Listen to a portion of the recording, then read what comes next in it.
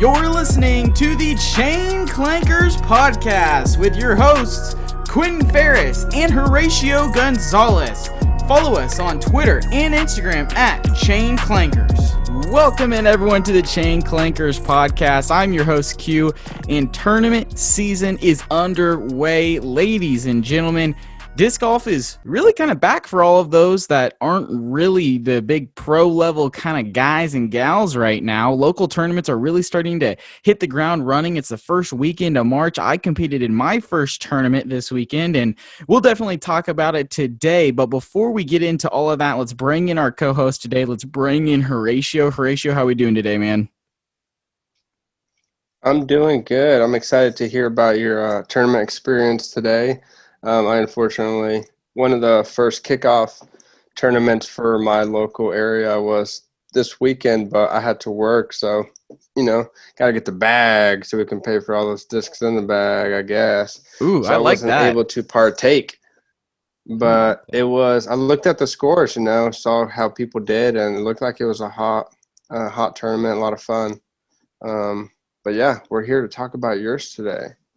Yeah, no, I was super excited to get mine in. I'm going to be excited. I'm definitely going to try to play in that event next year in Wichita, and maybe a couple more once I get down there. I think I'm going to maybe not play in a ton of tournaments this year, maybe anywhere in the range of like 5 to 7 or something like that. But it was really nice to play in a tournament this weekend. It was kind of one of those things to get the monkey off of my back, and we'll get into it a little bit later. But before we do get into it, I do want to give you guys a little heads up for a little bit of plans that we got going on. First off, if you guys are enjoying this show, hit that subscribe button if you haven't already. We really do appreciate all the folk who do hit that subscribe button. If you're watching on YouTube, give us a thumbs up. Those like ratings really do mean a lot. It lets us know you're enjoying the content and you want to see more of that content and more videos to go up. So that's really crucial. So if you are watching on YouTube, we really do appreciate the thumbs up. If you're listening on Apple Podcasts, a rating and review would be awesome. Let us know some things you want to see, maybe some things we can get better at. We always want to continue to get better. And one final thing I've got for you guys, I know I've been putting it out on Instagram. If you're not following us on Twitter and Instagram, it is at Chain Clankers. Definitely do so. I've been talking a lot about fantasy disc golf over there in our stories, and that's something that, I'm a big time fantasy football player, so that's something that's kind of piqued my interest. So I am going to be dropping a YouTube video, and maybe I'll put it on Instagram as well for this coming weekend. I believe the Pro Tour is going to be back on at Waco.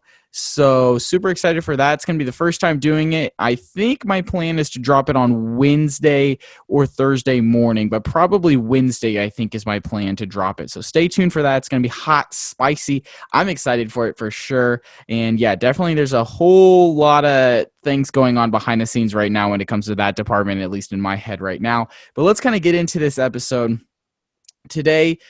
I think it's smart to, when you play a tournament, to kind of think about how the tournament went, right? I think it's kind of important to take a step back, look at your performance, understand what things you can get better at, what things you did really well at, and what you still need to, just improve and learn from. And something that I think a lot of people are worried about is maybe like failing out on the course. But I think it's one of those things that in life and just in general, you have to fail in order to get better. So super excited to get into today's episode for sure.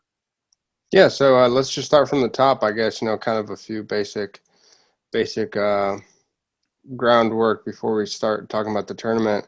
So how much work did you put into going into this tournament? How much practice, how much course practice did you put in going into this?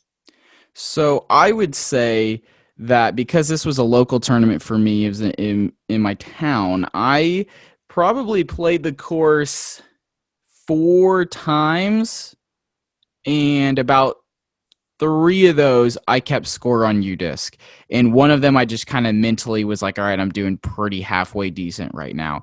I think that was really important for me because I'm definitely somebody who out on the course I might throw 2 just because I'm not happy with how the first one did. I know I can do better, and I think that when I'm not keeping score on UDisc, it kind of forces myself to be like, well, I missed the putt, but I made the second one, so everything's fine. I didn't miss that hole, if that makes sense. So that was really important. So yeah, I did about 4 practice rounds. I did 3 scoring practice rounds. I did 1 solo, and the other 2 were with some other folk.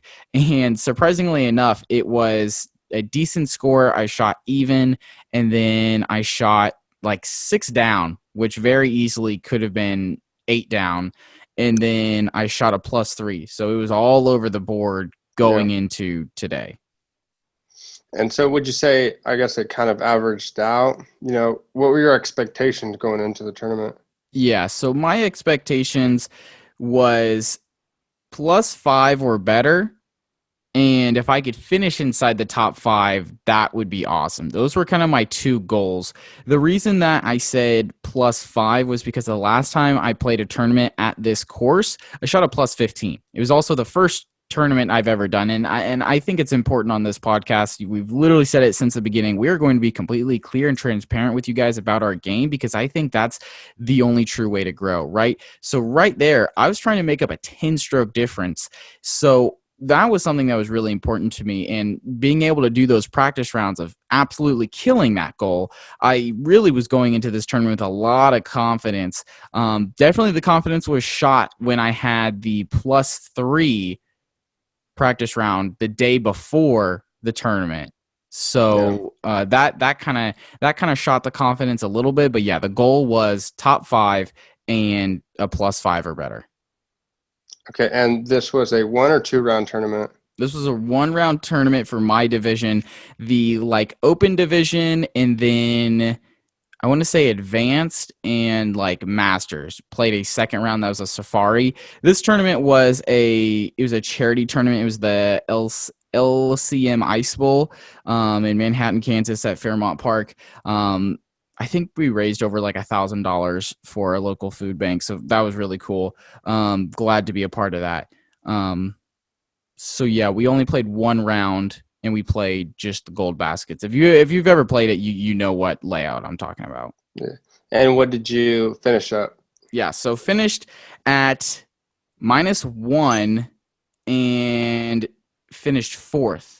I finished at a tie for 4th, and then we actually had to go to a throw off, and we chose to do hole 18, which hole 18 is kind of treacherous, especially in a throw off situation, because the way the tee pad is facing, you've got a OB road in front of you, probably about 40 feet in front of you, and then you've got a nice little patch of grass that you can land in.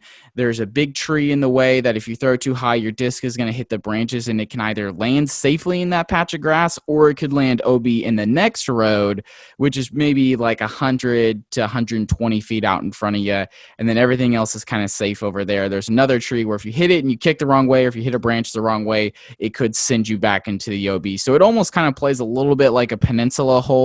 Mm-hmm. And we had we had 2 other guys who were throwing off for first place, actually, and the second guy they flipped the disc to see who would go first, and the guy chose to go second. Myself personally, I was like, man, if that was me, bro, if I get the opportunity to choose, I want to go first. I want to put the pressure on the other person. And so when I got to flip, I let the other guy call it, and I won the toss, and I said, give me that. I'm going in there. And I keep in mind, like, when this happened, I probably sat around for 40 minutes just waiting for them to tabulate scores. So I really went 40 minutes cold, and then tried to stretch real quick and kind of get the juices flowing again, and then went to this throw off. And this is a hole where I normally will throw like a Zeus, or maybe a destroyer or a wraith or something like that, but most of the time it's a Zeus. And this round I decided to go with an Enigma, because that has been my go-to disc right now. The Disc Mania Enigma distance driver is just an absolute workhorse for me right now. I bag 3 currently. I've got a couple of backups as well. The reason I chose to go with that was because I had been on fire with that disc, and not one time in any of my practice rounds had I thrown this certain disc, my pink Enigma, on this hole. And I said, you know what? This is the one disc I trust the most right now. This is what I'm going to toss, and let's see what happens. And it was a good throw. Literally, it was a good throw. It was probably going to be parked or within 10 feet.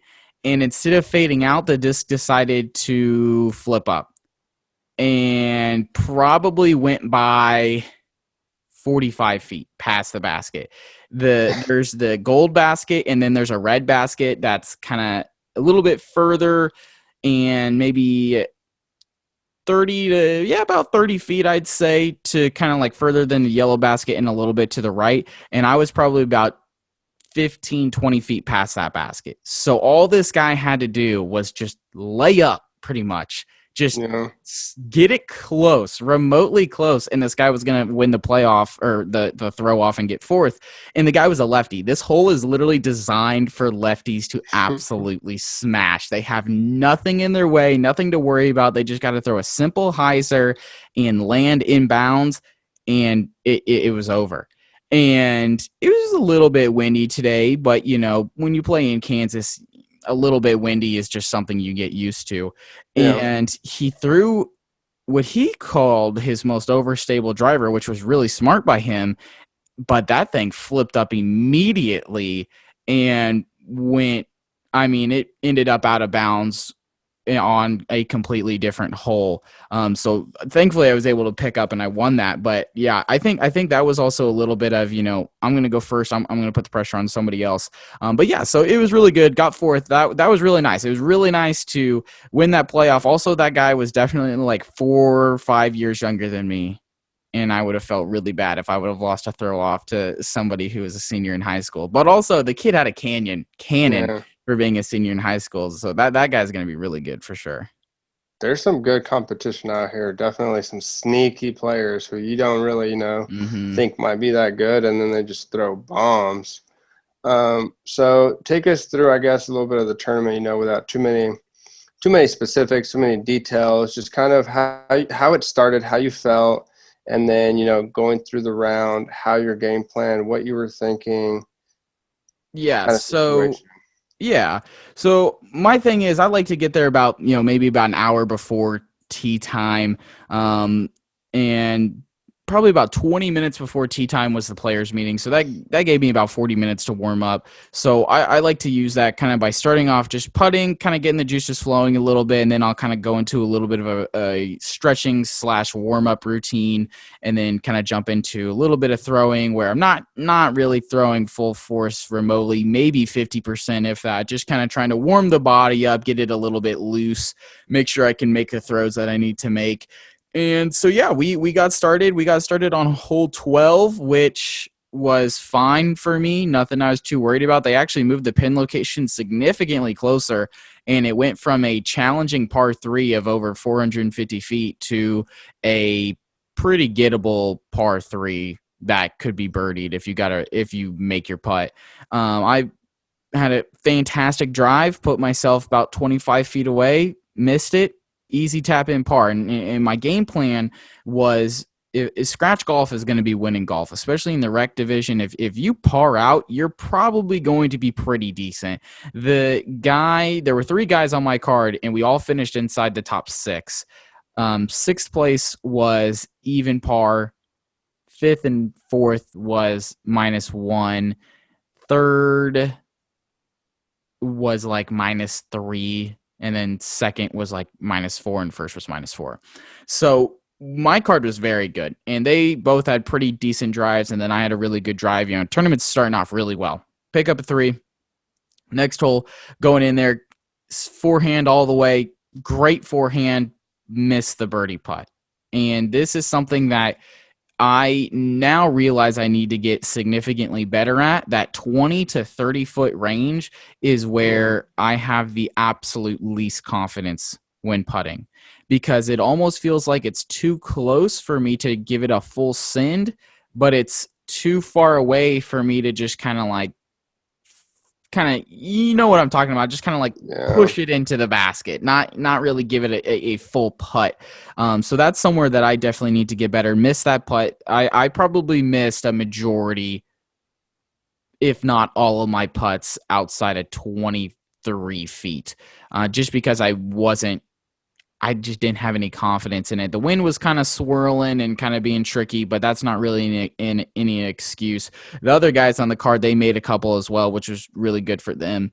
But yeah, I just kind of had to do that. And then really the first time that my game plan got messed up was the next hole. It was the third hole into it. And this is a nice, easy little 230-foot hole. I am just awful with mid ranges right now. And during my practice rounds, I was like, all right, I'm just going to throw a fairway driver that's overstable, and I'm just going to put it at like 55%. And it's going to be perfectly fine. It's going to get there. It's either going to be a 2 or a really easy 3. And I threw it, and it flipped up. And it flipped up like I've never had it flip up before, and just shot to the right, hit like a little shed kind of building, and almost ended up out of bounds on a hole where like going out of bounds means you royally screwed up, which pretty much was what I did there. Had a really good upshot, saved the 3, so no big deal there. But then the next hole, things did fall apart.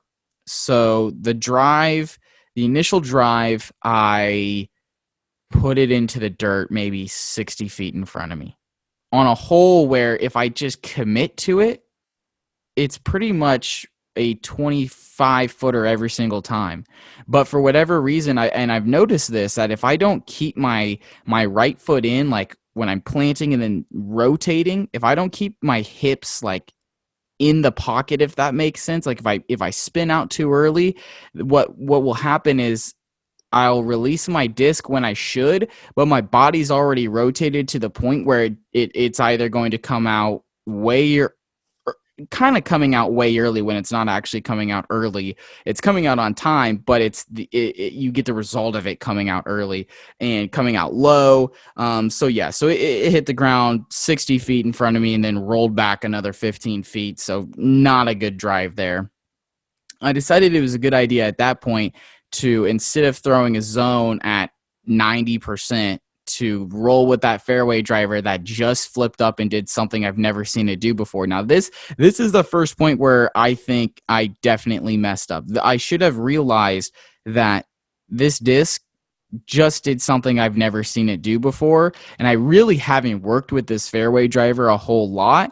So I should have went with something I've known and not been afraid to come up short of the pin. I think something Yep. in my head right now, and maybe in other folks' head, definitely let me know if this is something that you struggle with also, is I feel like when I approach, I have to be at the basket or past the basket. And I know I've been somebody who's preached, have your little landing zone to land in, but for whatever reason, I just have a problem with landing in front of the basket. It's like it's like a little mental thing of like, oh well, I didn't get there. And I don't know. That's something I need to become more comfortable with, is landing in front of the basket. And if I would have just gone with a ESP zone, thrown it hard, I probably could have gotten there and at least given myself a shot for a 3. Worst case scenario, a 4. But instead, I go with this fairway driver again. It flips up and just shoots to the right out, no control. So now I leave myself probably about 70 to 80 feet back, and I've got a fat tree in the way. Like, I cannot see the basket at all. It is fully behind this tree. So I have to throw a blind approach shot for a par and narrowly missed it. I probably missed it going in for par from out there by about a foot, which was pretty aggravating, but put me out maybe about that 20, 18-foot range, right? This is a range where I believe I'm at a point now where I should be able to make these putts, and I just didn't give it a confident run. I could definitely Yeah. feel the nerves. I could feel the tension. It was hard to have that Calvin Heimberg mentality of, this is not a dig on Calvin, but that like he gives off the vibe of like, I don't care. Everything is fine. You know what I'm saying? Like, he never looks nervous. He looks like he would rather be doing anything else right now. So like I was trying to summon that, but I could not, for whatever reason. The nerves were coming to me, and it hit the right side of the chains, came out, landed on the top like rim of the cage, and then just fell out. So instead of getting a bogey, turns into a double bogey. After that, everything's fine. We pick up 17, and we picked up 18. We got two birdies back to back. Actually, no, excuse me. We picked up 16 and 17, two birdies back to back, back on track. And then again, that like 23-foot range, missed it Yeah. on 18, which caused me to stay even. So even through like the first six, pretty good. Now 1 and 2, I would say, if you've played this course before, you can back me up on this one. They're definitely the two hardest holes on the course, and they're just a gauntlet. And the first hole, to kind of put it in your mind, it's about 330 maybe, and you cannot throw it to your right at all, or you are in a tree line. And you've got a little bit of space to the left, but if you fade out to the left, then you've got another tree line that you have to deal with. So you've got a little bit of pocket to the left, but it's a straight shot that then kind of cuts down, and the whole left side of the fairway goes away, and you only have that straight side left. And then the basket's kind of protected by a couple of guardian trees. So it's a pretty difficult hole. I had a forehand that probably hit the ground 60 feet in front of me, but thankfully with the skip, probably took it another like 80 feet. And I was able to pick up a pretty good par there. Hole 2, you probably have a gap of maybe 3 or 4 feet. Like, it is not a big gap, and you've got 3 trees right in the way. And in my last 2 practice rounds, I had the problem of hitting this tree, the first available, in my disc rolling back behind the tee pad. And literally every single time I said, "Oh, Wow. that's not going to happen in the tournament. I'm just going to throw another one. It's Yeah. fine." It happened. And this hole is kind of similar to the other one, but it's just a straight shot, and it's like 170 feet or something like that, maybe 150, but like it's a straight shot, and there's a tree about 75% of the way down there that blocks the straight route, but yet you've got other guardian trees in the way. So like your disc has to enter straight and then either go left or right, and then hyzer back into straight, It's a tough right? little tunnel shot for sure. Yeah. Yeah, it's a tough tunnel shot. And if you're somehow outside of the tunnel, it's even harder because of all the branches and, Yeah. and vegetation in the way. So getting back in the fairway, if you don't make the fairway, is very, very difficult. Most of the time, causing players to have to just, toss up a little shot, pitch out just to get back on the fairway. So I hit first available, rolls back. I probably moved up a solid 5 feet and then walked 10 feet to my right. So really didn't move up at all. But now I have absolutely no look at the fairway. The fairway, I can't even pitch out at this point. Like, I literally am in a point where my only option is to throw it as hard as I can and just hope it gets through these branches. And after much debate with myself, I probably took damn near all of my 30 seconds, because I was like, okay, is there a forehand line? Is there a backhand line? Can I throw it over the top? Like, there was absolutely nothing. And so I said, all right, let's just throw this forehand as hard as we can and see what happens. Now, this was probably a bad idea, but I did do that, and then I moved up 5 feet because it hit first available and just dropped. So at this point, I could have pitched out, but I was like, nah, bro, I have to get a move to the basket. I said, if I don't move towards the basket, then this is a bogey. It could be a tough bogey. And now we're looking at a double bogey, right? So at this point, and something that I think is important here is, right, when things break down, you have to not have the mentality of, oh, I'm getting a par on this, and then try to be a superhero like we talked about last episode. Yeah. These 2 holes, spoiler alert, were the only 2 holes I didn't get a par or birdie on. And both of those times, my mentality changed from getting a par or a birdie to, how do I save the bogey?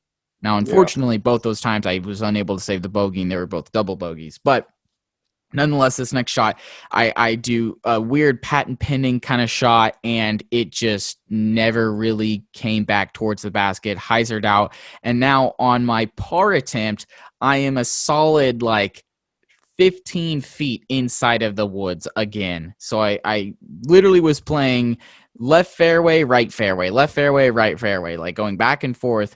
And was able to lay up and I got in there, and then, double bogey. After that, we didn't have no more bad, no more red on the card. After that, they were all pars and birdies, and I got quite a few birdies. Like, I think I mean, if I was +4 with that and ended at -1, I had 5 birdies, so I could have won the tournament if I just wouldn't have had those 2 mistakes. That would have been the winning score, but unfortunately, those 2 mistakes really set me back. And both of my card mates were surprised that going into the last hole I was at even, because I had picked up so many birdies on the front 9 of the Yeah. course, not of the way we were playing it, but the standard front 9.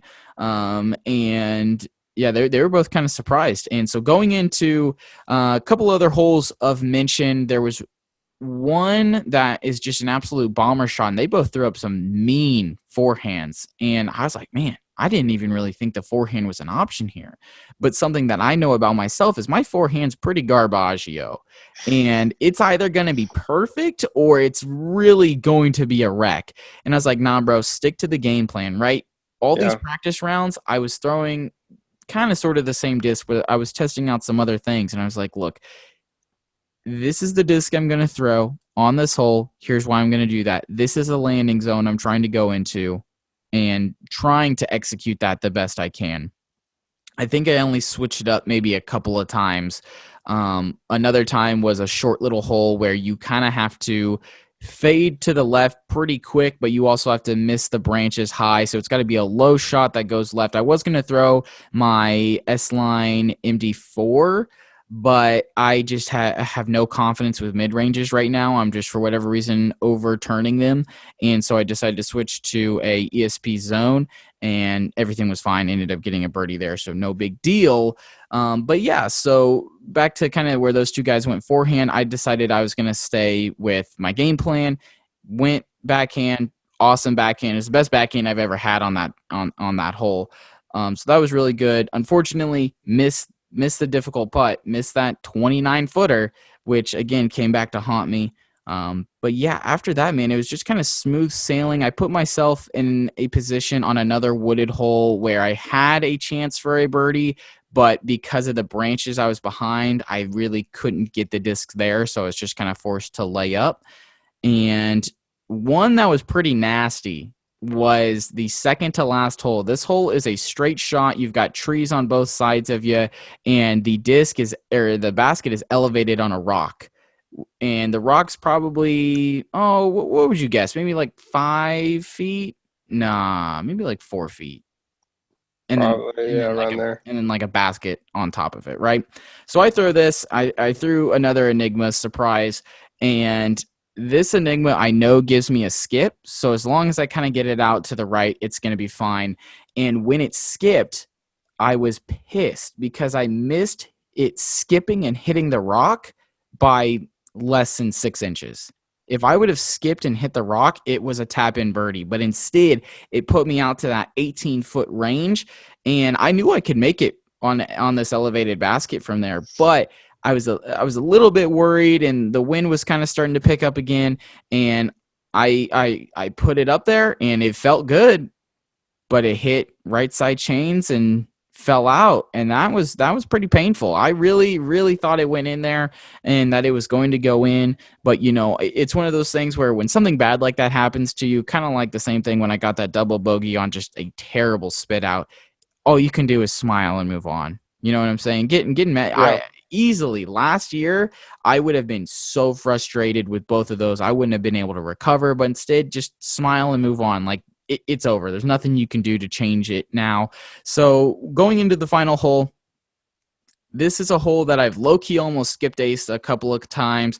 That wasn't really in my mind at all, but definitely something where I was like, if I put together a pretty dang good shot here, then I could potentially, leapfrog myself into a good position, because like I said a little bit earlier, I was tied with another guy on my card here at even par going into the last one. And so then what happened was I throw a shot and there are power lines in the way. Okay, so there are power lines maybe I mean, they're up in the air, right? Like we all kind of have somewhat of an idea of how tall power lines are. I have never ever hit the power line, not one time. I have played this course probably 15, 20 times, something like that. Not one time have I hit the power line, and I hit the power line. Thankfully, there was enough speed on that disc that it was able to keep going, but I was frustrated because I knew instead of it being a easy birdie, I was going to be kind of in the rough and it was going to be a far birdie attempt. And honestly, when I got to my lie, I had zero care in the world. I said, I want this round to be done. That was such a tough way to like have this final drive go down. And I said, you know what? Nothing matters. So I'm just going to put this in. And that was exactly what I did. I had no idea that that putt was the difference between a fifth or sixth place finish and a fourth place finish. So that was really sick to put that in and just in the tournament on a smile, in the tournament on a high note. Yeah. So yeah, that was kind of long winded, but that was kind of the recap of how it went. So I guess looking back at it now, what are some things that you would say maybe went right, or some things that went wrong? Yeah, so I kind of, yeah, like you said, right and wrong. I broke those down. So some things, I guess we'll start. Let's start with the things that went right. Okay, so the number one, I think, is I did not let my mistakes build on top of each other. So last season, if I would have gotten a double bogey, that probably would have built onto the next hole of getting a bogey. And then the next hole getting a bogey. And then the next hole getting a bogey. And so I would have been like, damn, bro, getting a par here is like getting a birdie or an eagle or something like that just to get Yeah. off the schneid. But this time, literally only 2 holes. Only 2 holes. It wasn't a par or better. So, and that was really, really good. Unfortunately, it was just 2 holes that were double bogeys, so it hurt twice as bad. But not letting those build on top of each other, literally coming back after that double bogey and getting a birdie and then another birdie was so huge for the confidence. And I think it's one of those things that a lot of people can take with them is don't let your mistakes build on top of each other. Just because you miss a putt or just because you have a bad drive, just because you have a nasty spit out or, you got a bogey on a hole you normally birdie.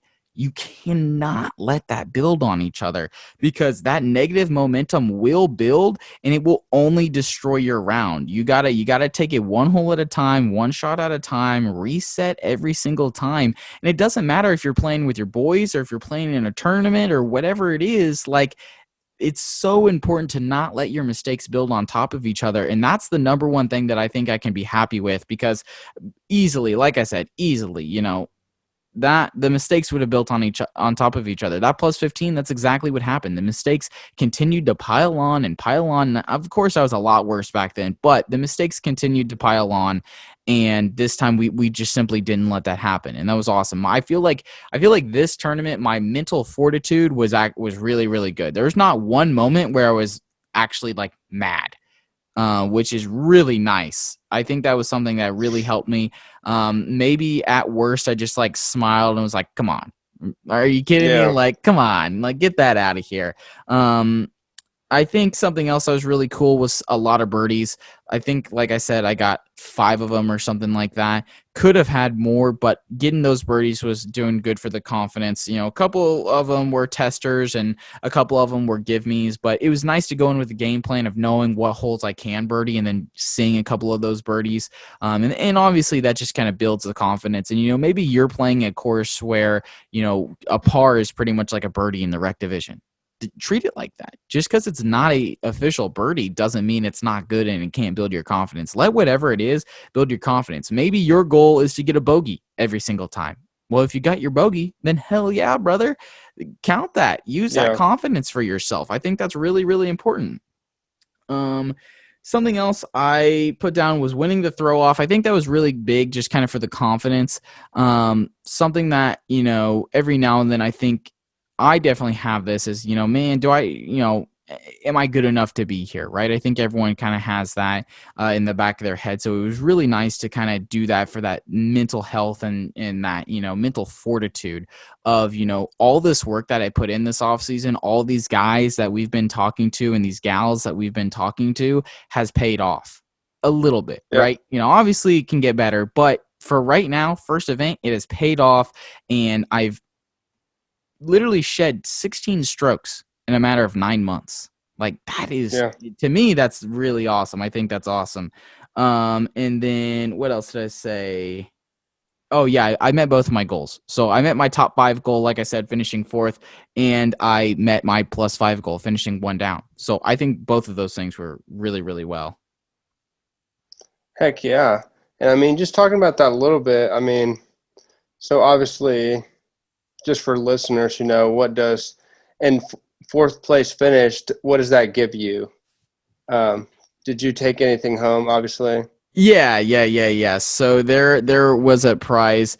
They actually gave prizes out to the top 9 in rec. Really? There was 21 people who was in rec. So this was one of the biggest rec divisions I've ever competed in. I mean, obviously, we haven't played a ton of tournaments, but it was still a pretty big field. And so, yeah, the top 9 got prizes. My prize was 2 discs. I think I got like a DX Shark, and then another one that I think is a PD maybe from Discmania, but there's absolutely nothing on it indicating what it is. Hmm. But it feels a whole heck of a lot like that disc we got at that Derby tournament that ended my truck. Yeah. That's tough. Hey, I'm glad I did not total my truck at this tournament, because yeah, the last tournament that was tough. You're off to a Um, good start. yeah, we got like a McAllister's like gift card, which I know my girlfriend's gonna be super excited about that. Couple of pins, and got 2 minis that are actually pretty sick, and then like a koozie. Yeah. I think the minis and one of the discs, not the shark, but the other one, were just kind of like uh maybe leftovers from prior tournaments. Like the PD is from, like, I think it's like on the stamp it says like 2014, so that's pretty funny, but like the stamp doesn't matter. What matters is the disc. But it was a pretty good haul, I'd say. Yeah, I guess what I'm trying to get at, is for those who maybe haven't played a tournament or who don't play them, um, or even I've considered myself, sometimes when I'm thinking about doing some tournaments is what's the, I obviously get the competitive edge, wanting to Mhm. compete and challenge yourself, but what's the point of doing a tournament? Are they worth it? I know there's one that you sent me, you were interested in doing, and I was like, it's $45 a person, and you get like 2 discs or whatever. I'm like, we can play doubles whenever we want, and we can go buy 2 discs of our Yeah, choices. I don't it's need more cheaper. discs. Yeah. So for me to go and do a tournament to get discs, like I don't need more discs, especially once that like I'm not going to pick on myself. So, what do you think about that? Like, are they worth it? Like, why do them in the first place? That's a really good question. I think that I think that it depends on what maybe is in the players pack slash what's in like a prize pack if you happen to do really good, because none of these discs are discs that I could like flip or sell or anything like that. So instead, what I can use them for, the PD I might actually use. I decided to hang up the other one as a memento for what happened that day. Mm-hmm. But this one I might actually use a little bit, which would kind of fill a slot in my bag that I need. But like the shark, I could give that shark to one of the newer folk that I've been playing with, right? Some folk who don't really have a whole lot of discs to kind of get them into the game, or maybe donate it to a community fund or something like that. But yeah, that's honestly a really good question. I think it's one of those things where I paid $25 to play the event, and I walked away with a free McAllister sandwich, which is like $30. No tea, no shade. No, I'm just kidding. I feel McAllister's is priced well. I just, for whatever reason, sometimes feel like maybe they're overpriced. But I like McAllister's. They're good. They've got good stuff. But 3 discs for $25. I mean, that's a pretty good deal. But it is, if you tie it back to what you were saying, where it's like, well, I've got a ton of discs, and it's not like these are discs that I get to pick out. I could go pick out 3 discs that I want. I think that's just tough, tough toenails maybe. Yeah, Because like you have a very valid point. Like I really don't have an answer. For me, I think I play tournaments more for the skill competition, like testing myself, seeing what I can learn from it, yeah, measuring myself, less for what the players pack slash reward pack is. I mean, this is the first time that I've gotten any kind of reward. I imagine like that one tournament we played, the keeper of the change or something like that. I'm pretty sure we were told the winner of that tournament in the rec division got like a brand new Zuka cart.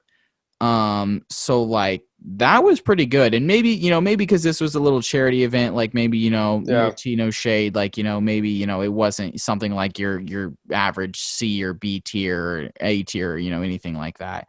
Because it wasn't PDGA sanctioned. So, maybe the prizes are a little bit different for that. And, maybe if I just keep playing good, I can report back. I don't know. yeah. But like I think that in my opinion, I play tournaments for the competitive edge more than for the what I could win from it, if that makes sense. Yeah, and I guess my next question would be, do you need to do tournaments to, get that competitive edge? I know here locally, like on my course, you'll see like every other few days, somebody will be like, hey, who wants to meet up for a round, a dollar a Mm-hmm. person or $10 a person, or doubles night, which is you pay $5 and you get one and dollar ace round or whatever, and you're competing, you're not paying that $20 to $40 to play in a tournament, but you're still getting that competitive edge. So I guess what's the advantage I in that think scenario? I think it's a different vibe. I think tournament vibe and like maybe league night vibe are two different things.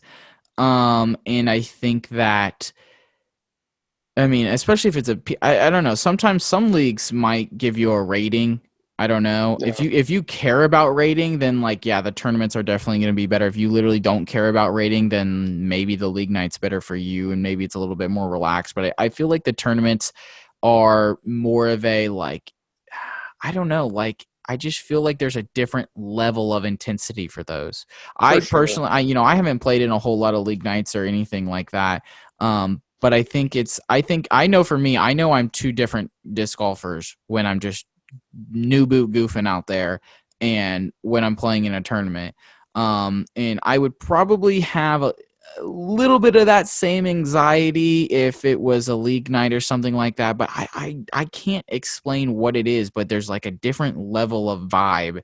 There's a different level of intensity when it comes to that. Like it's almost like a, like I don't know, like all these people decided that they were going to go at this time for this situation. Like I don't know. Like I cannot explain it other than it's just the intensity level in my mind is higher and everyone is maybe trying harder. I don't know Yeah. if that makes any sense. Because I know people definitely go hard at league nights and stuff like that. But maybe it's like, oh yeah, well, this guy won league night because he wasn't there. Where the tournament's like, well, everyone's at the tournament, so I don't know. Everyone had a fair shot at it. Yeah, because I mean, personally, like obviously, I'm trying to, I play for the enjoyment. It's a lot of fun, but I'm trying to become the best player that I possibly can and improve, year after year and become as good as I can. But I mean, personally, like, I know my, I guess, not my limitations, but my goals. I'm not out here trying to become a pro player or to compete at that level.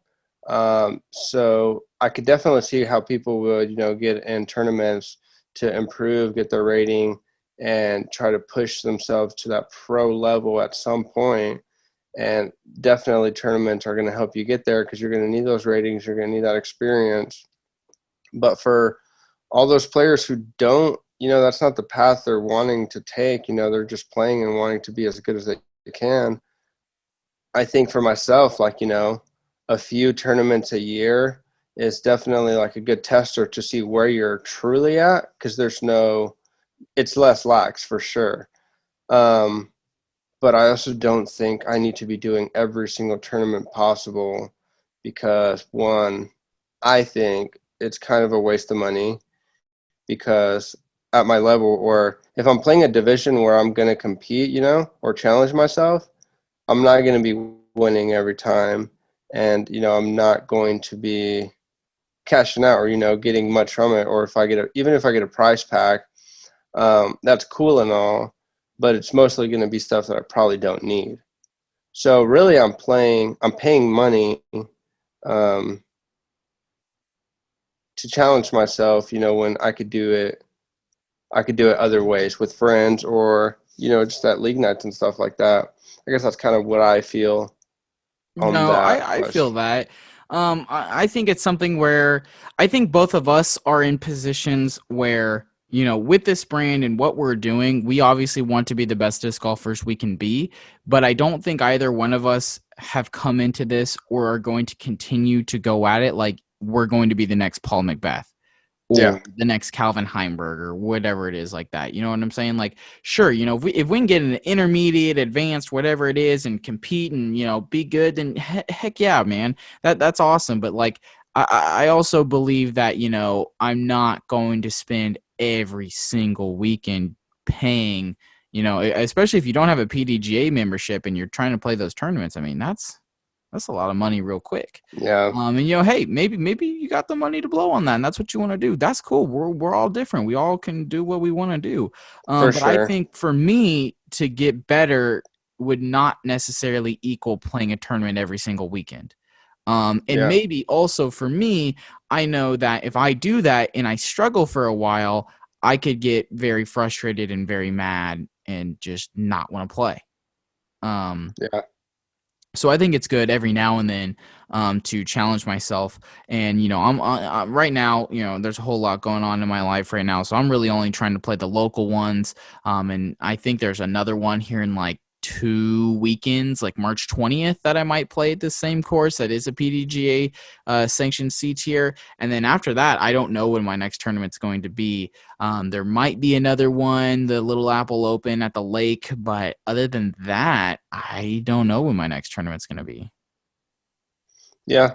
I know definitely there's some that I've seen where, even though they're tournaments, they're kind of like a cool, I guess, get together, where everyone who's actually serious about their game is going to be there. There's Mm-hmm. like a different crowd. Difference between league nights and tournaments is huge.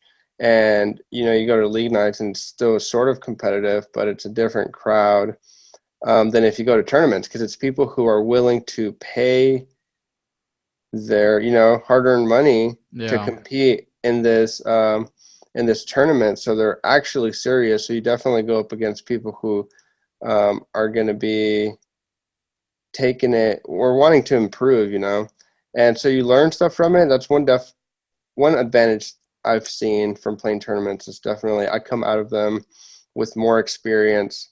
I always learn something, and or maybe just learn stuff that I need to improve on, Mm-hmm. and that way I can be better, on just my casual rounds for those league nights. So I would say that's definitely for me one of the things that pushes me to do tournaments, is because they force you to think on your toes. Yeah. Yeah. You get on one hole, three par, you get three shots. If birdie, you get two shots. That's it. Yeah. So it's definitely, yeah, that adrenaline rush, I guess, And if you want to call it that. it's one of those things also where, last year I feel like every tournament we got done with, it was like, bro, I'm quitting disc golf. Yeah, This sucks. I hate disc golf. Where this time, by the time we were done, I was like, bro, let's round two, let's go, let's get it. I'm yeah, coming for number one. Like I'm in this now. You know what I'm saying? So it did feel really good. And also what you were saying about understanding what you can get better. I definitely understand now what I need to be working on the most. That 20 to 30 foot range putt wise is what I I need to get under control. And something that I really struggled with last year was my approach shots. And I feel like as long as I'm inside a distance where I can use a putter with confidence, like a zone or a harp or a tactic or anything like that, then I'm good. So, but then it's that, when should I be using a mid? When should I be using a fairway driver to get to the pin? Those kinds of things. That's kind of the other a part of my game now that I need to explore further.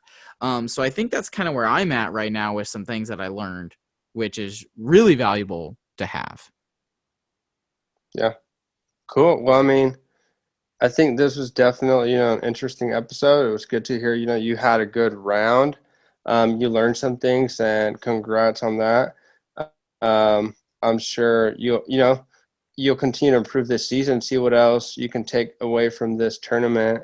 And definitely, I have been played a tournament since last year, so it sounds like a lot of that, that beginning of the tournament you had this morning, you had some of those nerves, a little rust from the off season.